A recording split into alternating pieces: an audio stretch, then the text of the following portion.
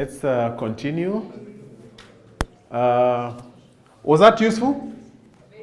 Was it insightful? It revealed a few things, eh? And I will not ask who is amber, red, or green.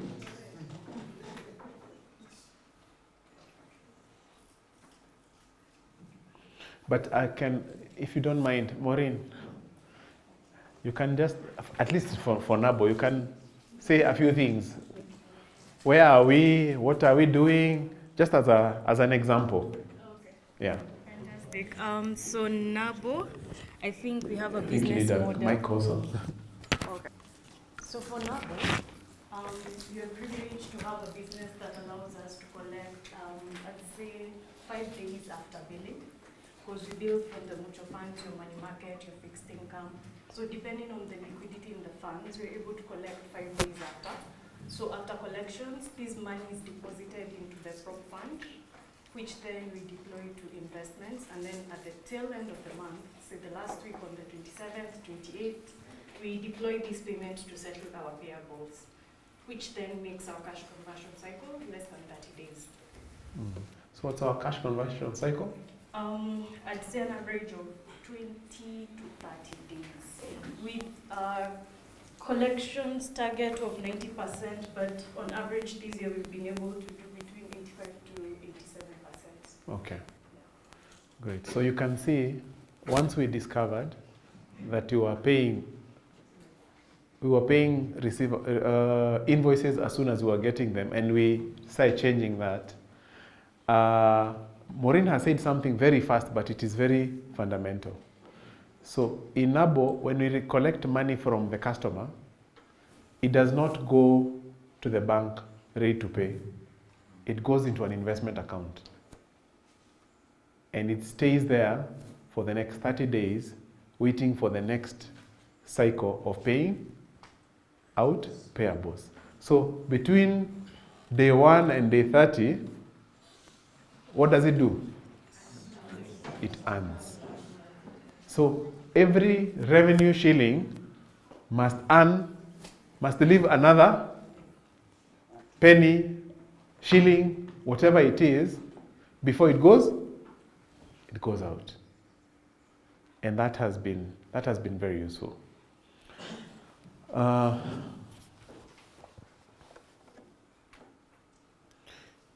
So I want us to then do this survey, and we'll have a conversation around it. What are our top 3 cash liberating moves as a group? That will come out in this survey. So please feel free to scan the code. And what are your 3 things? Put the one, okay? Where would you look first to unlock cash? And then we'll see as a group, where are we converging towards?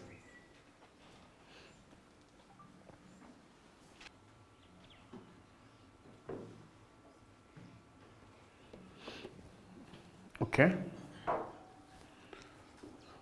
Is it speaking to us? Very interesting, isn't it? Eh? Collect what? Collect faster. Followed by what? Does anything surprise you?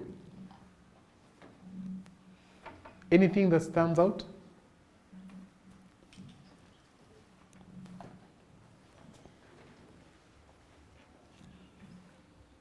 What stands out for you?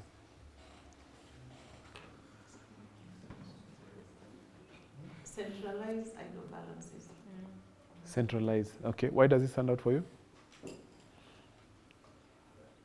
Because as CFOs, I think one of the main responsibilities we have is cash flow management. Mm. So, and if I have idle balances all over the place, then I am failing. And I know we talked about firefighting, spending all our time firefighting or operationally firefighting. But I think what we need to do is have a voice with the relevant heads of department, so that then if you are able to come up with policies that will help you be able to receive cash and direct it correctly. So, yeah. So for me, I think that you already have the cash. So that's really within your control. Okay. It's something, so it's called divide and rule, isn't it? When your money is all over the place, you lose control, isn't it? Yeah. Anything else that stands out?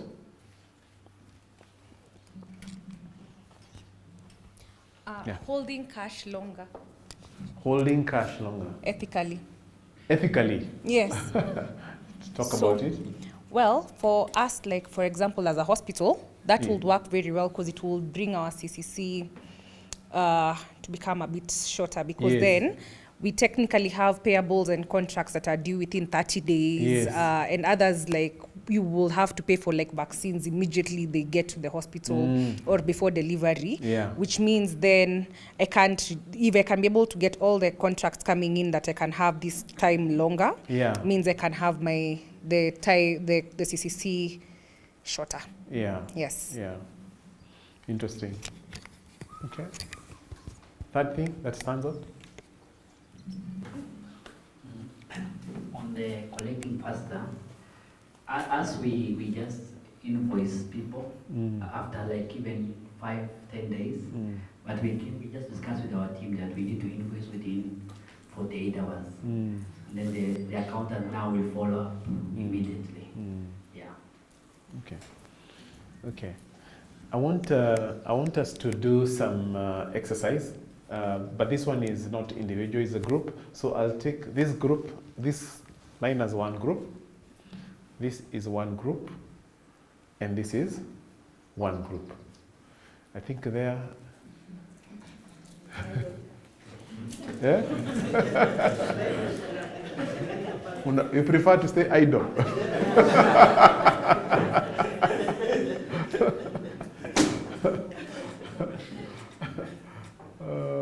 Okay. The three of you, you can be one group. So the first group, 3 reasons why people are not collecting faster. And 3 strategies to collect faster. And then choose one of you to come and present. You're laughing because you've chosen yourself, eh? Some people are natural leaders. They know themselves. They just stand out.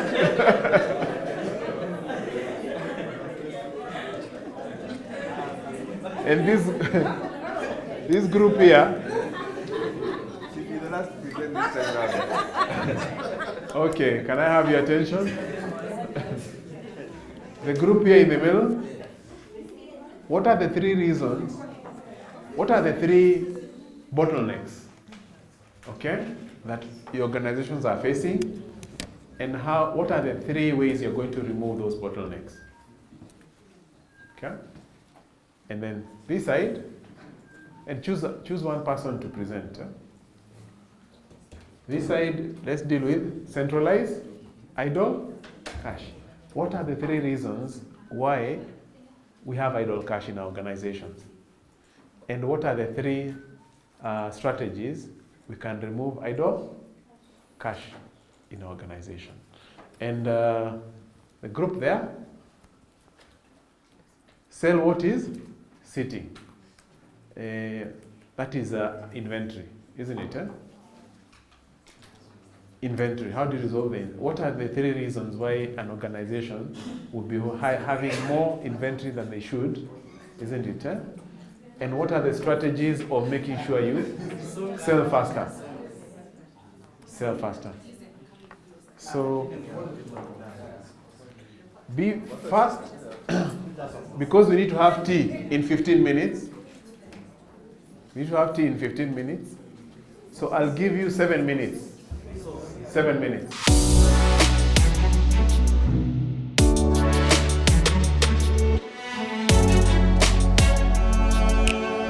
So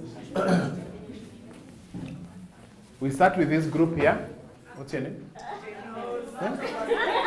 Is that what, over there? Oh, there's a reason, eh? Ah, sawa.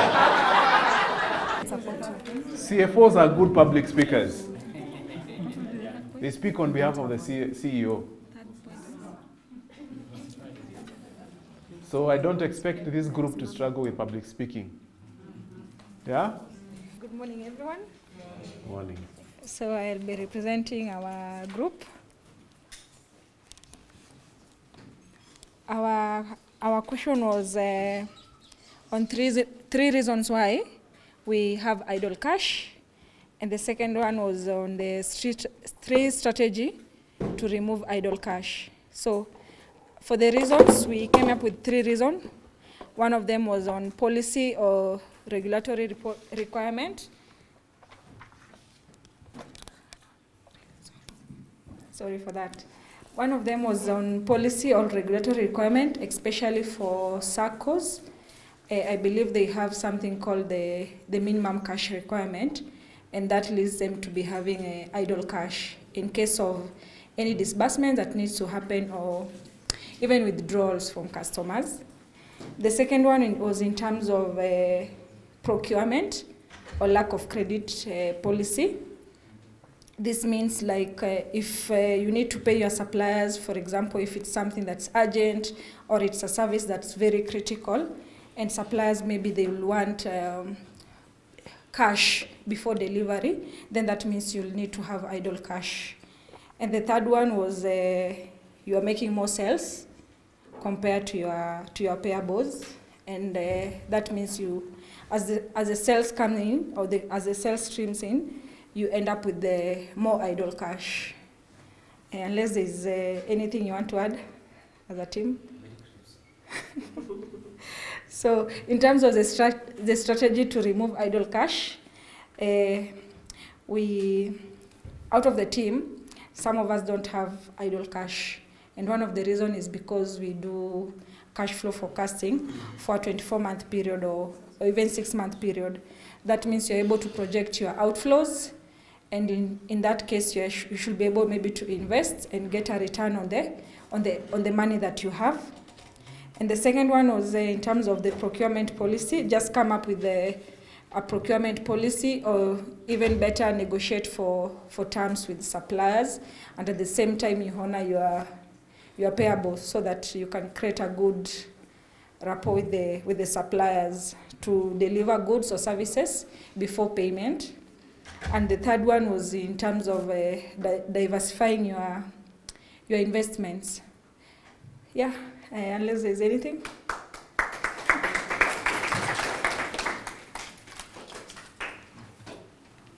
Well done. Thank you. Well done. There's one thing that stood out for me. One of the reasons that people have idle cash, or some of our CFOs have idle cash, is that the sales are more than payables. So you have surplus. But should it be idle? Okay. At least we agree on that one. Okay, we can go to this group here in between. So that is good morning, everyone. Good morning. That is our question was question number 2. That is three bottlenecks organization faces to, and the organization is facing to unlock cash. Part B of the question is ways to remove the bottlenecks. So just quickly, so that we don't take much of your tea time, we go to the manual bottlenecks facing organizations currently. Is manual invoicing. That is manual invoicing processes, approvals. I think most of the organizations are stuck here. They're still doing manual approvals, which slows down the process of invoicing. This definitely will affect payment delays and poor visibility. Number 2 is delayed receivables follow-up, and this is caused by use of spreadsheets you see there. That is delayed sharing of emails to your customers. And thirdly is inventory reconciliation. You find most of the organization taking time to balance their stocks, get reports ready to share now the reports to customers, so that to customers and vendors as well, because vendors gives you stocks. So they also you need to get it all sides right. So that is, we go to solutions to that. How do we remove these bottlenecks? How do we move forward from this, that is stagnation? That is automation, just as Mr. Ronald took us through that. How do we, otherwise, it's back to you. We need to automate. That is AI. We are in the world of AI, a lot of machine. So if we get stuck to much of manuals, we get left behind. And again, I think this morning you have talked about being strategic. So unless you automate, you get stuck there and you can't be strategic in terms of decision making and pushing that is the organization forward. Number 2 is digital. That is, digital is more of a repetition to point. That is point number 1. It's more the same. That is, adopt digital receivable management systems, automate invoicing, reminders, custom aging reports to reduce, that is DSO. Use real-time inventory and demand. I think that is what we have for our presentation. That is, I think, as I close, you can share with us the email so that you will drop these slides at the end of this. Thank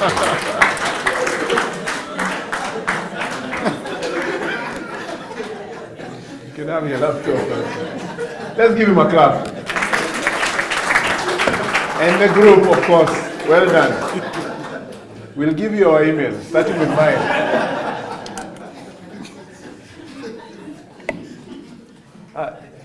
We go there. So for us, our problem was on inventory. Why the problem is why inventory is held for a long time, and the strategy on how to solve that issue. So one of the problems we discussed was proper planning and lack of data information. We came to realize that even service providers have inventories. So, for example, we call it unforeseen inventory. When you start providing the service and you have not invoiced yet, so from the time you start providing the service, that becomes an inventory. By the time it is invoiced, that's when now the sale, you could declare that as a sale. So recognizing all inventories, including unforeseen inventories, lack of that is one of the problems. Another thing is sensitization of the sales team. Most of them are driven by, more commission giving items. So you'll find that some of the stocks that don't have so much commission are not sold. They don't push them much. Then the third problem was lack of proper marketing research. You'll find that someone will produce a lot of, manufacturer will produce a lot of stock unnecessarily. Then they end up with issues like buy one, get one free because they don't want them to expire. So something like that.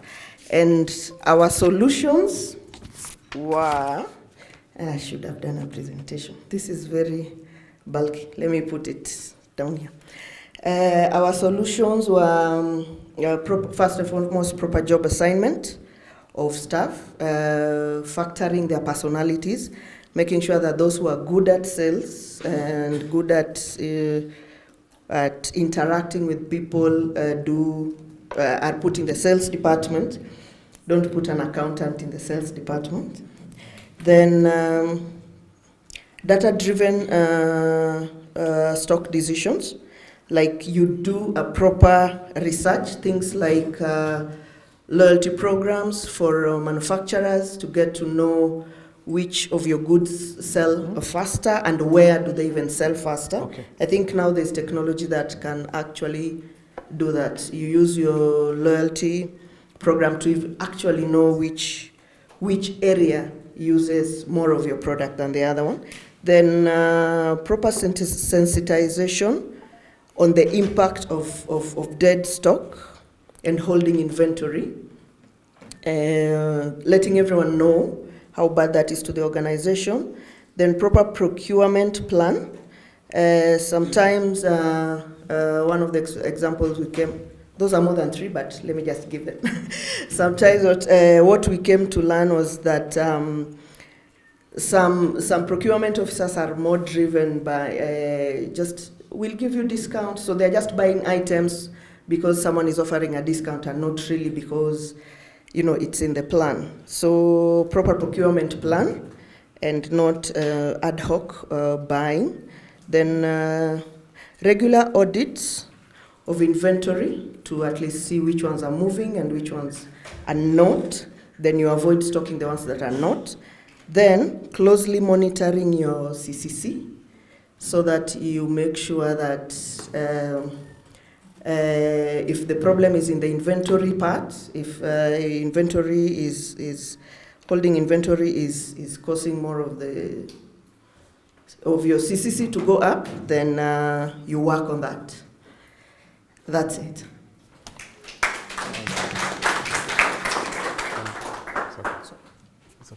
Oh, sorry. Very well done. There seems to be a theme. Manual processes are such an hindrance on almost everything. And the need for automation, automation is no longer in the docket of your IT person. As a CFO, you need to take control of automation. Otherwise, it's hindering you from delivering. Oh, there's another presentation. No wonder, No wonder they're trying to No call wonder. me. But you can't match up.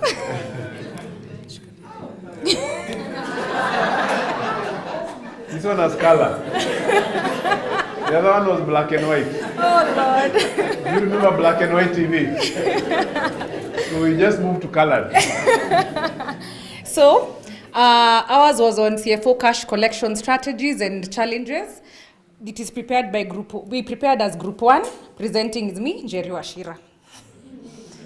Yeah. So why do CFOs struggle to collect cash faster? So we have different categories of industries represented there, but most of ours are service. So there's Art Cafe, there's St. Luke's, and I forget. Pesaway, yes.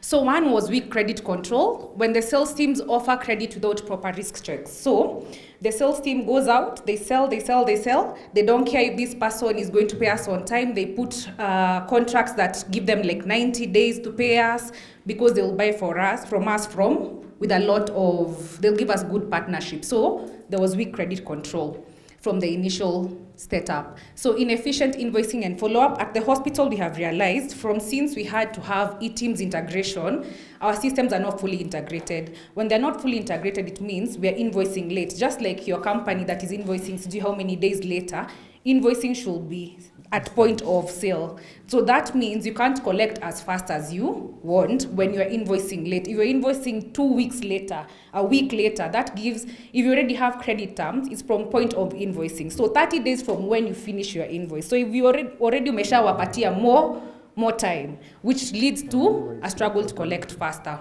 Another one is poor coordination between the finance and operations. So most of us in the finance teams, we know about cash, but the actual operations, you remember when Ronald was talking and he was saying we need to all know the operations within our companies. So for us in healthcare, how are the nurses billing? How are they are they doing cash revenue capture, like bill charge capture on time? Because if that is not done and we don't have a visibility on what the operations team is doing, then we cannot collect on what they are not doing. Also, billables. If the billables are not well captured, that means when they go to insurance, for example, in healthcare, you will have something called medical reviews. Medical reviews will lengthen your collection cycle again. If you have your bills that have bad debts, they just turn to bad debts because someone billed something wrongly, or they put the wrong diagnosis instead of the one that was supposed to meet the pharmacy person did not check that the diagnosis given and the drugs that were given to this patient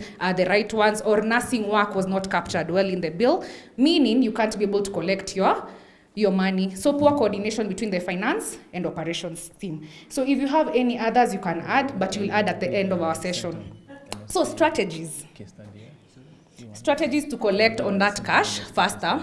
Tighten credit terms and customer screening. So even as we go back to our hospital, my CFO and I will be very quick to start tightening those things on how we are collecting. Going back to insurance, negotiating better terms with them. So I'll be doing a lot of members and stakeholder meetings to see if I can get this reviewed, my credit terms and their payment period reduced so that I can get better ways of collecting. So automate invoicing and reminders.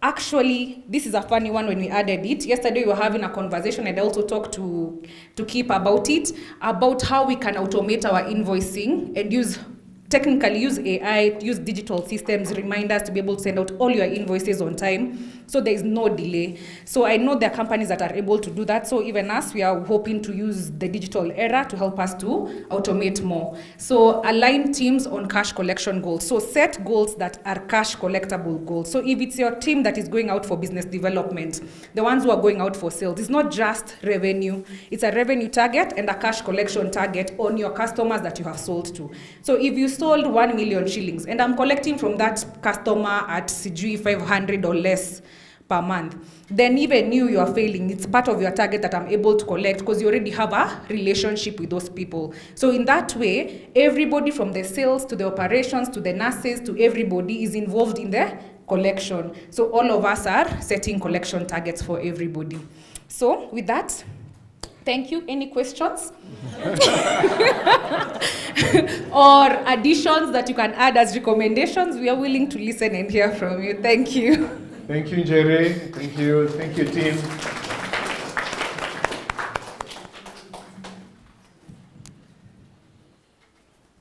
Hiyo imeenda.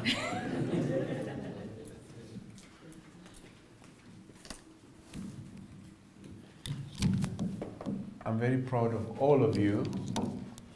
I like the energy, the commitment, dedication. I'm learning a lot, and there are themes which are standing out, isn't it? Mention one or two themes that have stood out for you, the three presentations. So I think from the presentations done by the three groups, the first one is the invoicing is part of the contributions as to why we have discrepancies in what we sell and what we collect. Manual invoicing. Yes, the manual invoicing. And then again, so remember we said the CFO is captured, eh? Yes. So manual invoicing is one of the things that has captured. Yes. You can't perform. Can't. Yeah. And number two again is we still have a disconnect between the finance and the operation team doing the invoicing or making sales. Yeah. So I think the two departments need to align. Coordination. Coordination, yes. Interdependency, the collaborations. Okay. Two more.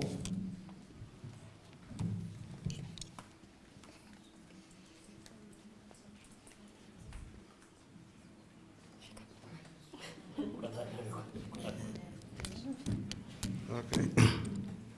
Just a quick one. It is not all about hitting the targets, but about selling and again getting the cash to the company. Yeah. Because cash flow is very important for the growth of the business. Yeah. Yes. Yeah. Cash is key. That is very key. Yeah. Lack of strategic policies on collection. Strategy. Yeah. Yeah. Some things are so obvious yet so, mysterious. And you wonder, how come things are not working? But you have no strategy. Yeah. Okay, there's one more here. I think it's just a call to us as CFOs to up our game, move from the technical and managerial role to be more strategic. Whether it's automation of our processes, invoicing, the whole process, so that we can focus on things that add value to the company more than the firefighting. It's interesting because all of you face the same issues, but the solutions are coming from you. So we know the answers, isn't it? We just need to ask ourselves where we began. What is eating my time? What is eating my time? I just thought of, putting this up here just before we go for tea. These are some other things, levers that we may not have considered, but you can have them. Dynamic discounting. That's another way, clever way of enhancing your cash flow. We've spoken a lot about invoicing. So e-invoicing, electronic invoicing, automatic invoicing. I even had to go to Maureen. I'm like, Maureen, do we have automated invoicing? This seems to be a theme, isn't it? Even as we are learning. So when we meet a time like this next year, I pray that all of us will have automated invoicing. Because it's clear, it's obvious. Just in time, inventory. We spoke about that. Payment, term, negotiation. Jerry spoke a lot about that. SKU rationalization. Those people who deal with the inventory. You need to rationalize your SKUs. Consignment stock, customer credit scoring. This now, you're going next level. Isn't it? What do you do to customers who are very good at paying? What do you do for them? And what do you do to the customers who are very poor at paying? Start assigning your customers a credit score. Once they start monitoring that number, they'll be very curious to make sure that they're in the green. Isn't it? Those are easy ways, psychological, behavioral, isn't it? Cross-docking, regional hubs. We spoke a lot about decentralized cash flows and the need to centralize cash flows.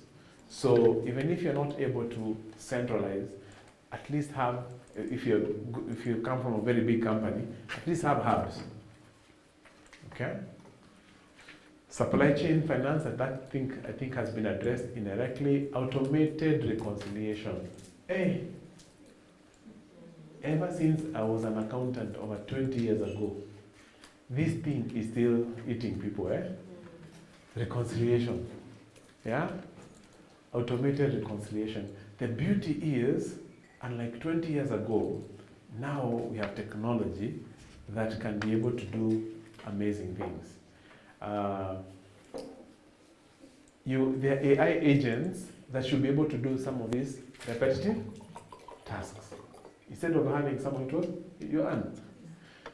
instead of having someone who is spending time reconciling, as guys, we used to reconcile, you tick here, then you tick there. Then it went to Excel, where you put Excel on one sheet and another sheet, then you do VLOOKUP. Then, now we are in AI. You can actually have an AI agent that can reconcile for you even when you are sleeping. Automated reconciliation, process automation. There is so much bottleneck between finance and operation, isn't it? And the sales arm of the organization. If these processes are automated, we remove this bottleneck. Even if you don't eliminate, you move at a faster speed as an organization. And that will reflect also on your cash flows. So these are just 12 levers that I thought I should leave you with. And I believe we've now earned our first tea break. Thank you very much.